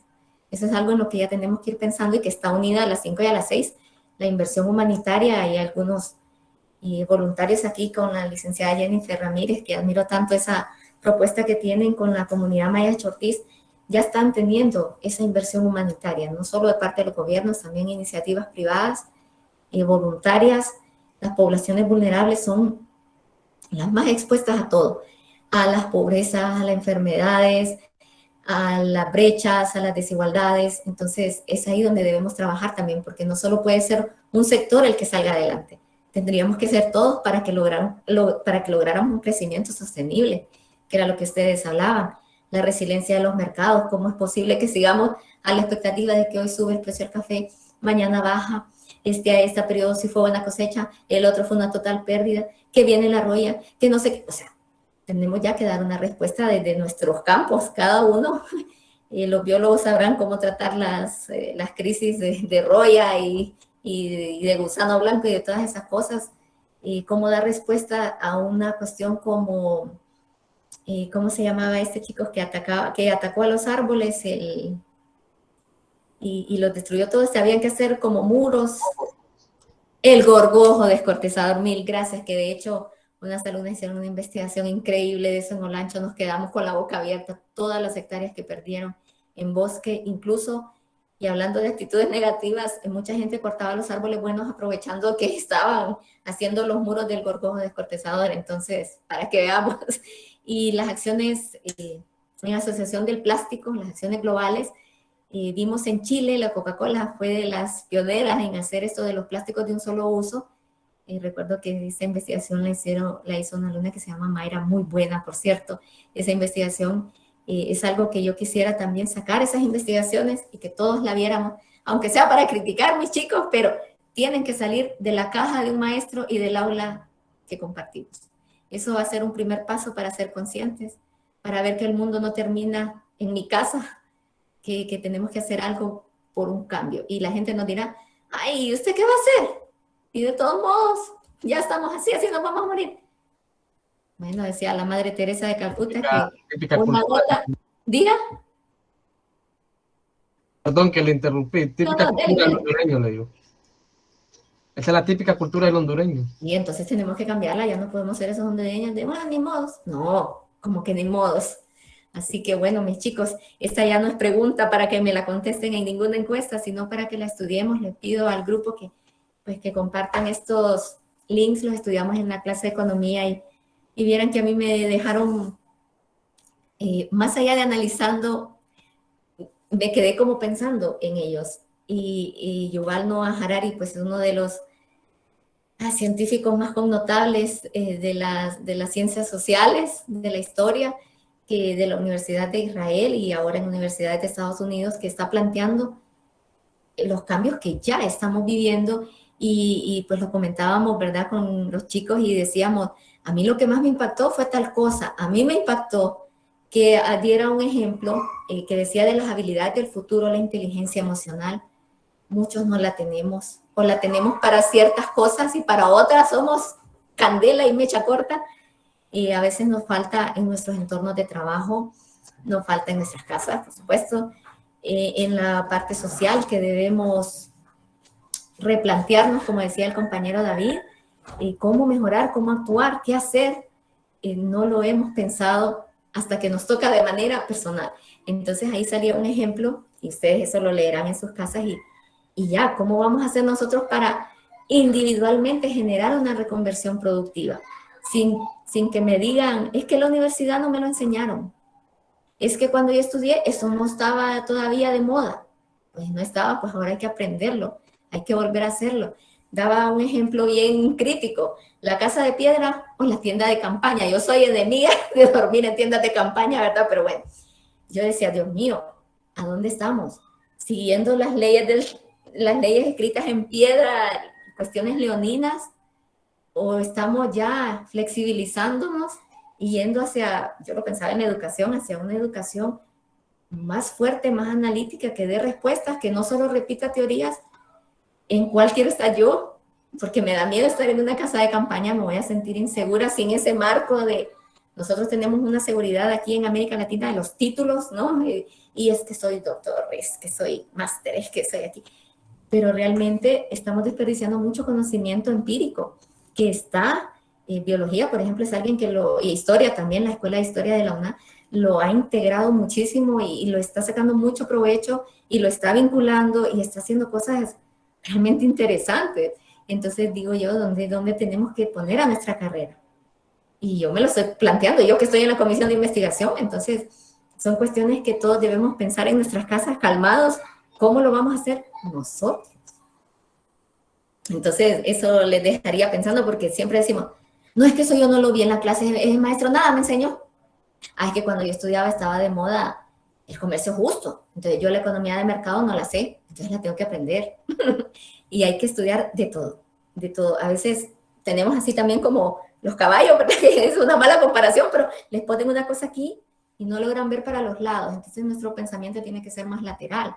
Y a veces queremos resolver la economía solo con cosas de la economía y no es posible. Tenemos que trabajar de manera más cooperativa de ahora en adelante. Si seguimos metidos a que mi carrera es mejor que la tuya, es que ahí no está la respuesta, mis chicos. No sé dónde está, pero sí sé dónde no está.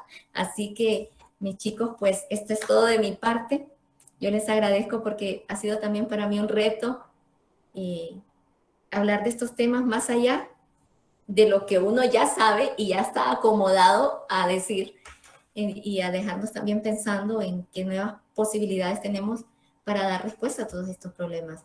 Así como los que estamos aquí, Evelyn, Herbie, Ariel, Carlos, David, Leslie, todos los que estamos aquí con nombres y apellidos, tenemos que dar una respuesta. No vamos a esperar a que el gobierno lo haga o integrarnos a él y decir, en mesas sectoriales, yo ahorita me integré a una que jamás pensé que iba a estar en algo así, siempre le echo las cruces, pero sí estamos dando una respuesta a nuestro sector de arte, porque el arte no se puede morir en un país como Honduras. Si es algo de la contención social, bueno, Rusia, de hecho, ustedes pueden ver un documental que está en Netflix, que es del bailarín Nuyerev, que hablaba de cómo Rusia contenía socialmente las masas a través del ballet. Entonces, es una cuestión en aquel entonces de táctica militar, pero nosotros también la podríamos hacer para desacomodar a la gente y para desaprender nosotros mismos y tener unas nuevas respuestas. Y la gente dirá, pero es que de arte, hasta decimos por amor al arte, ¿verdad? Pero por amor al arte se pueden dar muchos cambios también. Entonces, mis chicos, yo los dejo pensando en eso y quedo a la disposición de ustedes para preguntas y respuestas. Y quito mi presentación. Ahí sí. Una pregunta, Ley. Buenos días, licenciada. Bueno. Buenas noches. Buenas noches, ¿verdad? A ver. No, que usted hablaba de que, o sea, los universitarios tenemos gran participación en que un país cree nuevas condiciones, pero yo considero que debe ir de la mano con el gobierno, porque un universitario puede estar muy preparado, pero si el gobierno no le da las condiciones para uno, digamos, integrarse, entonces no estamos en nada. Sí, definitivamente. Es que deberíamos ser, bueno, había una teoría muy interesante, la teoría de Klaus César, era una teoría del entorno dinámico y del entorno complementario. Tenía un nombre así, más bonito, ¿verdad? Era en alemán, recuerdo, pero ellos hablaban de eso, de integrar la parte meta, valores, cultura, imaginarios, la parte micro, las empresas, los universitarios como individuo, la parte macro, el gobierno, no sé qué, la parte meso, que eran las políticas mundiales, las cooperaciones internacionales, y integrarlo todo en un núcleo. Eso sería lo ideal. En Costa Rica, por ejemplo, entonces aprueban tratados de libre comercio si la Universidad Nacional y la UCR no dan su respuesta técnica y no hay una plática con el gobierno. Y eso me parece muy elevado. ¿Y estamos en condiciones de hacerlo? Claro que sí. Claro que sí, entre todas las universidades. Tampoco es que vamos a la guerra. No, que tiene que ser la una. No, que tiene que ser la otra. No, o sea, debería ser algo colaborativo, ¿no? Entonces, desde ahí, lo que dice usted, sí, debe haber un núcleo, sistemas de innovación nacional, que es algo que Colombia ya lo tiene, Costa Rica ya lo tiene, Canadá lo tiene hace cantidad de años.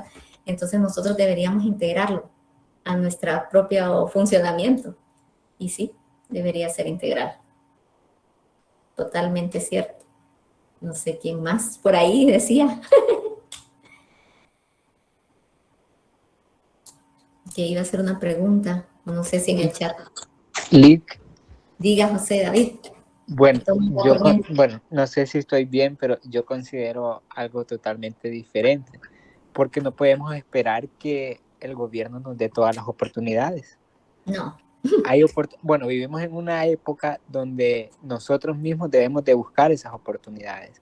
Sabemos que en nuestro país podemos tener el mejor currículo, las mejores maestrías, los mejores doctorados, y no nos van a dar la oportunidad de empleo que merecemos. Entonces, sí, es ahí donde nosotros debemos de desarrollarnos e innovar y también reivindicarnos para optar a profesiones en otros países.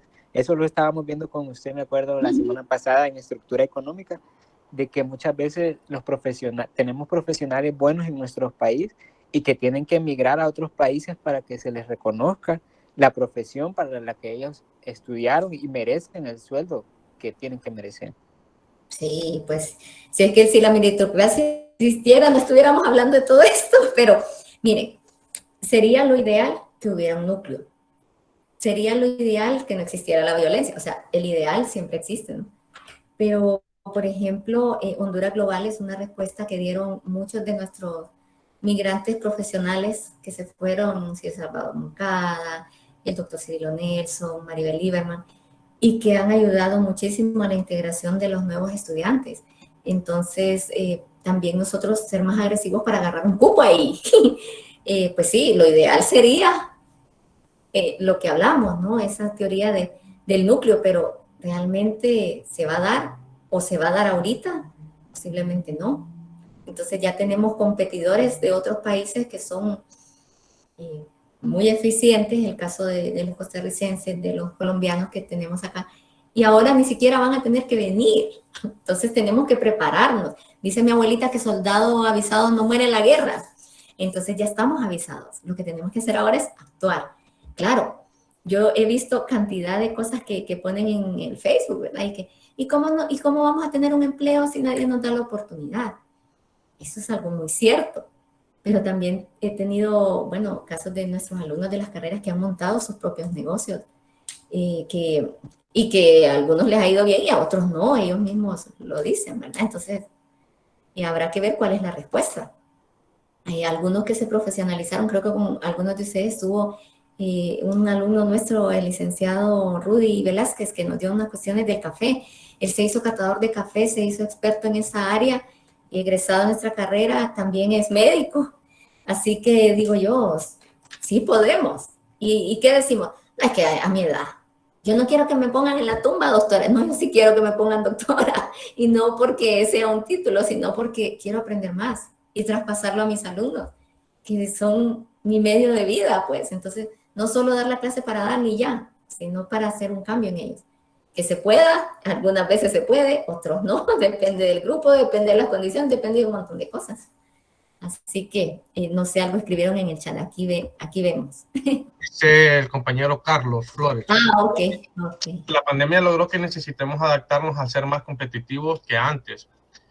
La digitalización es cada vez más y la logística más automatizada. ¿Qué conocimientos y actitudes necesitan tener los alumnos? ¿Qué reestructuración haría usted en el plan de estudio de la carrera para lograr esto? ¿Qué añadiría, modificaría o quitaría del mismo? Pues mis chicos, aquí quien puede contestar esa pregunta es la Comisión de Desarrollo Curricular, que están muy metidos en eso. Yo estuve en algunos años, pero fue algo que tengo que decir personalmente me frustró. Llevamos más de 7 años y no logramos un cambio en el plan de estudios. Es bastante trabajo, bastantes etapas y tenemos la colaboración de gente muy capacitada, pero por ejemplo, más competitivos que antes, la digitalización es algo que debemos aprender. Bueno, estoy hablando del plan de estudios nuevo, creo que solo llevan 2 cuestiones de computación, ¿verdad? Dos clases.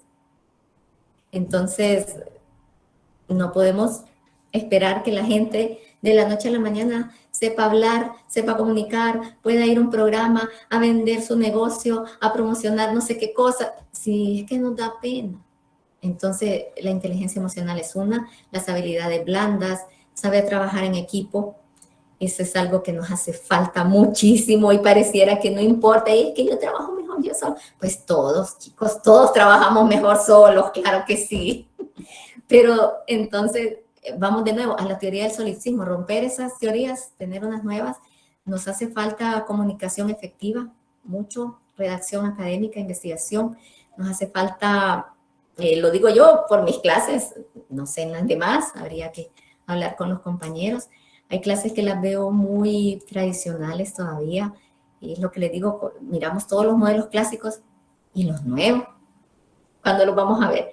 Y a mí me han contestado incluso, y me ponen cara de, en las maestrías, y los que no sacan una maestría no lo van a ver entonces.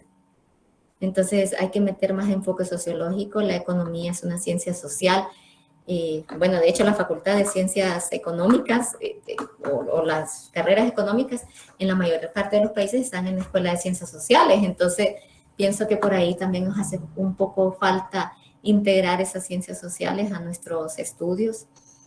La logística más automatizada, por lo mismo, tenemos que estudiar más digitalización. Canal de Panamá, por allí investigaron unos alumnos una cosa tan bonita de la zona libre de Colón también, que decían que ellos todos los cuestiones físicas de embarque y todo, lo digitalizaron y entonces ahora lo podían hacer desde la casa. Es otra respuesta que tenemos que dar nosotros también como universidad. Que sea fácil, difícil, presupuestariamente, pues supongo que sí, pero se tiene que dar ya y esta reconversión tiene que ser ya. Si no es en el plan de estudios como tal, como debería ser idealmente, tiene que ser en el aula de clase a través de cada profesor y de ustedes sobre todo. Así que espero haber contestado, Carlos. Tenemos otra, bueno, es como una opinión del compañero José Sierra, donde dice, necesitamos clases que verdaderamente nos lleven al campo laboral, comercio internacional, y ni siquiera nos llevan a conocer aduanas o las secretarías de comercio. Ok. Fíjese, José Sierra, que tiene toda la razón. Yo soy una maestra que a mí nunca me ha gustado salir de viaje. Lo digo porque me encantan los viajes cortos en Tegucigalpa, pero no salir varios días. Hay mucho rumor, mucha cuestión de malos entendidos que se pueden dar. Y de hecho, yo misma me lo he preguntado y eso una vez nos lo dijo una alumna de una manera menos formal. En una reunión casi nos pega, pero realmente he visto que los viajes se han prohibido por acciones de los alumnos en ciertas ocasiones. Entonces, creo que la última vez que escuché, y no sé qué tan cierto, ahí voy yo con la fake news, como dice un compañero de trabajo, deje de especular en el chat, me dice, ¿verdad? Y es cierto, ya no voy a dar fake news, pero dijeron que una chica dijo que un profesor la obligó a ir de viaje, no sé en qué carrera, pero sí era de ciencias económicas. Y llegó la mamá y muy molestos todos y no, pues no era cierto, ella lo decía para que la dejaran ir y en ese momento se prohíben los viajes. Y todos teníamos uno ya programado. Yo pude hacer el mío porque no era un viaje de irse a vivir, era en Tegucigalpa justamente, solo eran 3 horas de recorrido. Entonces, los compañeros ya con las cosas montadas, con bus, con todo, y se quedó en pausa. Entonces habrá que ver también, yo a veces miro en el Facebook, que publican fotos bebiendo, yo no digo que sea, o sea, son jóvenes y todo lo demás, pero la parte académica debe ser muy cuidada y eso es lo que de pronto a veces nos ha faltado. Entonces, digo, hay viajes que a veces queremos hacerlos. También la limitación económica, sé que el licenciado Marlon Galindo, por ejemplo, ha hecho viajes a un lugar que se llama Comsa, un café, no recuerdo cómo es el nombre entero, pero es un café muy innovador, tiene una escuela realmente competitiva al nivel de Finlandia, una cosa impresionante, en Marcala La Paz. Entonces sí se han hecho viajes, la licenciada Belia ha hecho, la licenciada Ondina. A veces no todos podemos ir, yo cuando era estudiante no podía ir porque yo también trabajaba, entonces habría que ver cómo, y de pronto integrarnos como estudiantes, un grupo, y hacer propuestas con los maestros, pero sí ya en un plano de mayor confianza, porque a mí una vez casi que me dijeron, ¿y usted qué consigue con eso? Y yo así como, fíjese que más trabajo fue lo que conseguí con eso, ni siquiera me pagan. Puse yo de mi dinero para que fueran los alumnos y todavía sentí que me dijeron como que yo me robaba algo, entonces esa desconfianza no es buena. He visto grupos de alumnos que le llegan a decir, ay no, pero yo aquí te tengo un itinerario de tal y es más barato. Pues sí puede ser más barato, pero individualmente, pero colectivamente no.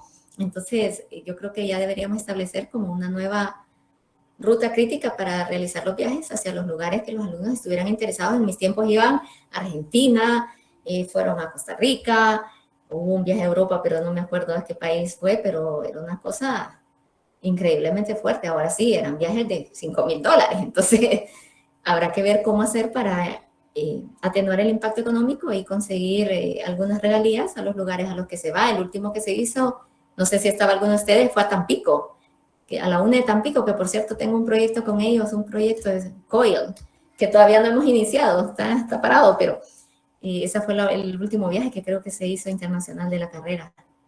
No sé si estoy mal yo, pero bueno, aceptados todos los que quieran trabajar. Llévenos, Lick. Ah, miren, yo sí no salgo solo. Atención. Es interesante. Yo sí estoy un poco de acuerdo. Escuché también lo que usted nos comentó ahorita de la muchacha, sí lo llegué a escuchar yo varias veces. Yo no sé quién era. En mi caso, o muchos de los que estamos aquí, estamos a la vuelta, como quien dice, ya de terminar este ciclo, de graduarnos. Y la verdad que conocer, nada. Entonces, sí creo que debería de ser algo donde la universidad debe de meter, no sabría decir la palabra, pero sí deben de hacer esos encuentros entre el estudiante y las empresas o generar vínculos. Exactamente. Generar los vínculos que decía la compañera Herbie, tal cual, sí.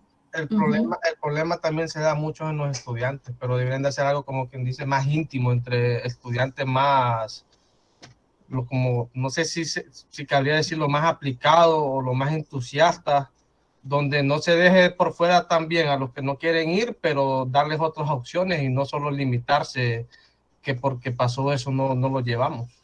Sí, fíjense que sí.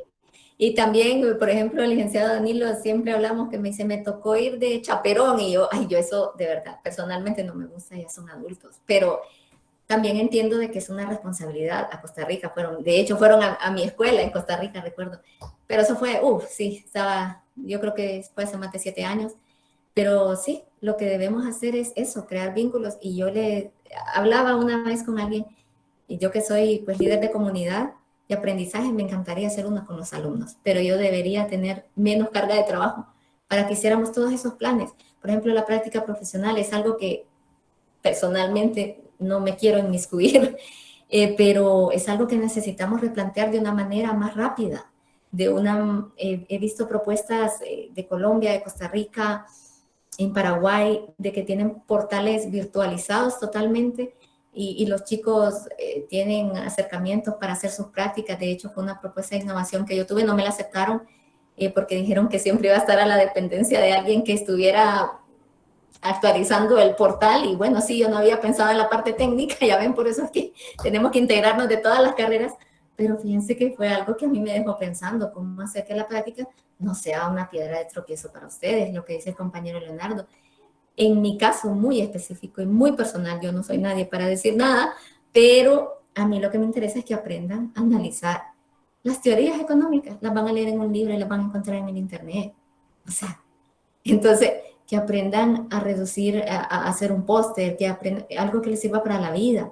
Porque a mí me dijo un alumno una vez, mire, Lick, es que no es porque usted está aquí y me la volví a encontrar, pero ¿cómo me ha servido lo que usted, la licenciada Suyapa, y nombró a 4 o 5 compañeros, y cómo me ha servido porque me hizo ser un profesional más seguro, no en conocimiento, porque yo tuve que ir a aprender a la empresa, pero, pues chica, tenemos gente que está coordinando departamentos en el Zamorano, por ejemplo, tenemos 2 de nuestros alumnos insignes en la portuaria también, entonces, o sea, sí tenemos gente. Ahora hay que hacer esa red alumni y agarrarnos de ellos para que les sirva a ustedes para hacer sus prácticas y para que hagamos esos viajes. ¿Cómo hacerlo? No sé, tendríamos que hacer un benchmarking y ponernos y sentarnos y trabajar 2 o 3 años en hacer una propuesta que no sea rechazada, pero podría ser, chicos. Ya que estamos inventando el agua tibia y la mantequilla rala, dice Jenny Perdomo.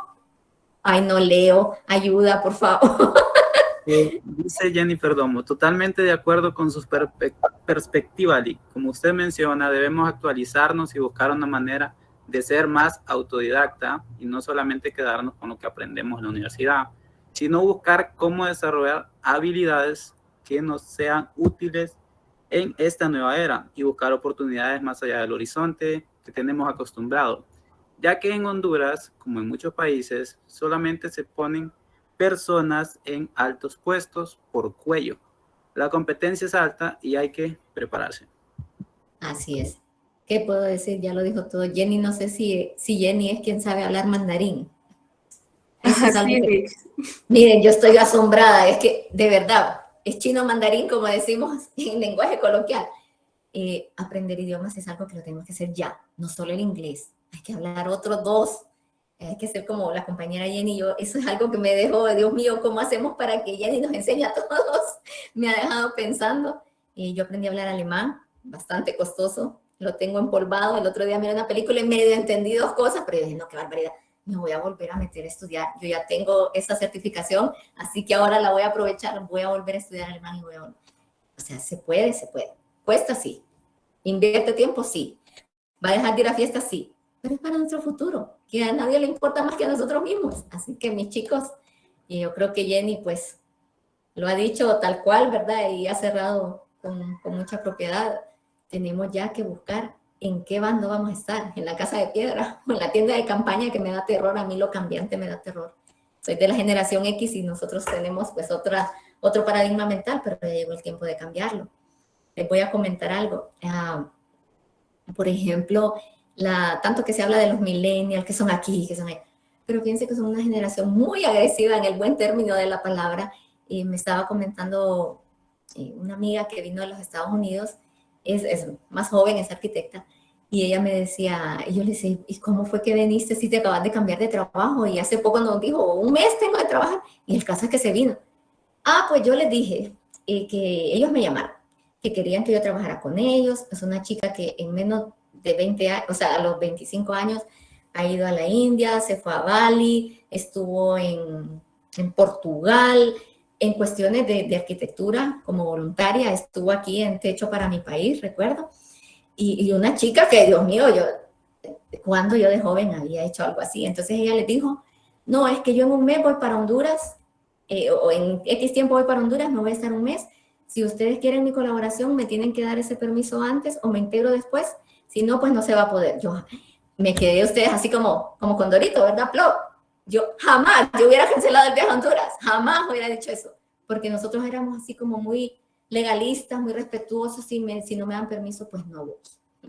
No estoy diciendo que seamos revoltosos, pero imagínense, o sea, otra chica nos dice, con alguien que está en la cuestión de mercadotecnia y de televisión, que ella se ganó un puesto muy solicitado en un canal muy conocido aquí en Honduras, y que ella les dijo, miren, yo voy a estar con ustedes, pero solo 1 año. Y nosotros, ¿verdad? Era una profesora de publicidad que nos estaba contando, voy a estar con ustedes solo 1 año, porque mi meta es irme a Belfast, creo, en Irlanda, a no sé dónde, a Bélgica, no sé, y quiero hacerme comentarista deportiva. Y entonces yo solo 1 año voy a trabajar aquí, para que ustedes lo sepan y vayan contratando en 1 año a otra persona. Y yo me quedé como, Hello. Jamás. Yo no hubiera tenido el valor de hacer una cosa así. Es que más me hubiera ido calladita. Entonces digo, la nueva generación es una generación fuerte, potente, que tiene el alcance que no tuvimos las generaciones anteriores. Entonces, ahí está el detalle, chicos. Ustedes pueden hacer el cambio. Nosotros los menos jóvenes estamos para guiarlos, pero para conseguirlo tiene que ser juntos. Tenemos que trabajar juntos, crear ese núcleo, crear las oportunidades. Y aquí es difícil porque la delincuencia, unos chicos hicieron una investigación del emprendedurismo y era feo decir que la gente decía, no puedo poner un letrero porque me van a asaltar. No puedo atender hasta la noche porque corro peligro, me pueden secuestrar. Entonces, hay tantas cosas en el microambiente que el licenciado Danilo siempre ha peleado porque tengamos una clase de eso, de emprendedurismo. Y a mí me parece que sí, que ahí está el detalle. Y en desarrollo de productos yo les paso diciendo que yo les tiro piedras y tengo techo de vidrio. Yo no soy muy innovadora en ciertas cosas ni se me ocurren ciertas ideas, pero uno puede ver en internet, hay 1000 cosas que en Honduras no existen. Entonces, ya dejemos de hacer la mesa, ya dejamos de hacer las lámparas, ya dejemos de hacer los cobertores de laptops, de celulares y de todo. Inventemos algo nuevo. Ahí ya les dejo los challenges por si alguno de ustedes se quiere meter a presentar alguna propuesta y a ver, mis chicos, tenemos ya que cambiar esta realidad, no podemos seguir así. Estamos llamados todos, no puedo decir yo, no, yo ya estoy en lo que estoy. No, pues no estoy en lo que estoy, puede venir uno más preparado y quitarme mi puesto. Así que tengo también que estar lista para dar la pelea a nivel profesional, me refiero. Así que bueno, mis chicos, yo con esto voy cerrando. No sé si hay más preguntas. Rick, solo un comentario.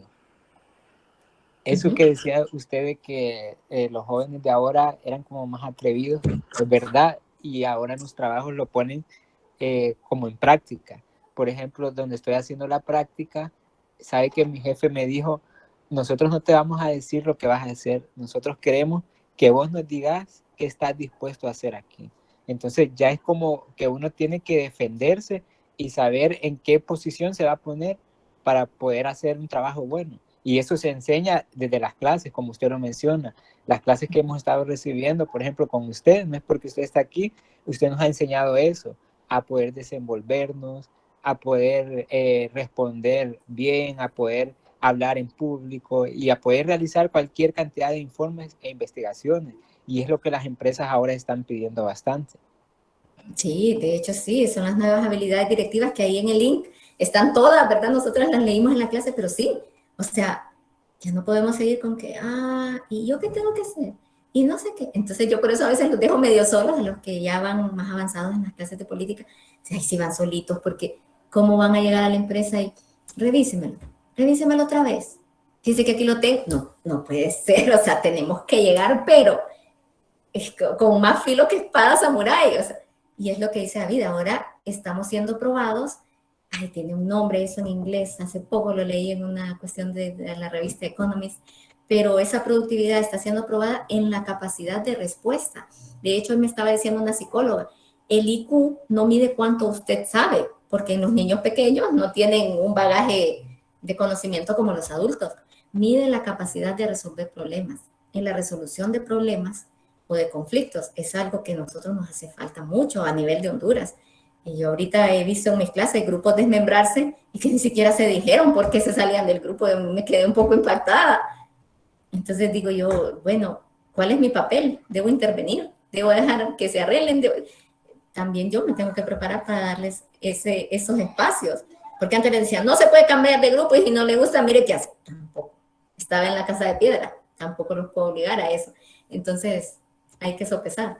Y como usted dice, así están siendo en varios trabajos. Yo ahorita apliqué para unas cuestiones que yo les comentaba, que yo creí que por la costalada de años, como me dice el licenciado de Héctor, el mal de la costa, ya no vamos a aplicar a becas, pero sí me la pude ganar. ¿Y qué es en portugués? Y yo, no importa, lo voy a traducir en Google, ¿no? O sea, algo voy a tener que hacer, pero no la voy a soltar, porque esa beca tiene que quedar para nosotros. Entonces, sí. Imagínense, pero si vamos, no, es que es en inglés y yo no sé hablar inglés. Dios mío, ahora tenemos cantidad de herramientas para eso. Antes era peor, antes sí era puro diccionario, ¿verdad? Pero bueno, mis chicos, Pues ha sido un gusto compartir con todos ustedes. Muy bonita experiencia. Me gusta trabajar con los jóvenes. Me dan nuevas perspectivas, nuevas respuestas, temas interesantísimos de investigación que a mí de verdad no se me ocurren. Se me ocurren yo después de esto podríamos investigar. Pero hasta que ustedes dicen, yo digo sí, realmente que la nueva generación tiene un empuje muy diferente al anterior y debemos aprovecharla entre todas. Pues no sé, tipo organizador que tiene que, ahí algo escribieron. Buenas noches. No, Liz, pues solo queda de nuestra parte darle las gracias por este conversatorio que ha sido de mucho provecho, muy nutrido, y también a cada uno de los que están aquí, ¿verdad? Por haber prestado su atención. Muchas gracias, Liz. Y tiene razón usted en lo que dice, nosotros somos el cambio, o sea, no hay que estar esperando de que las cosas cambien de un día para otro, sino que hay que empezar con nosotros mismos desde nuestro hogar, nuestro entorno, o sea, hay que salir ya de esa zona de confort. Así es, decía un conocido sociólogo hondureño, muy, muy querido, fue mi maestro, no, ustedes no son el futuro, son el presente de Honduras. Los niños dicen, son el futuro, son el presente de Honduras, y de ellos va a depender la nueva sociedad, y de los viejos que los guiemos a nuevos paradigmas, y no a los mismos que nosotros vivimos. Así que mis chicos, mil gracias a ustedes por esto tan bonito, me lo llevo muchas cosas y muchos aprendizajes, y bueno, pues a poner manos a la obra. Así que nos veremos pronto. Gracias. Gracias, Lick. Feliz Cuídense, noche. chicos. Bye, Gracias, bye. Lick. Por ahí les mandó Carlos un enlace, por si faltaba alguien. Eso sí lo puede leer. Por si alguien falta, ahí está el enlace que se va a mandar para proceder con las horas. Ok. Bueno, mis chicos, un gusto. Gracias. Gracias, Lick. Un placer escucharla.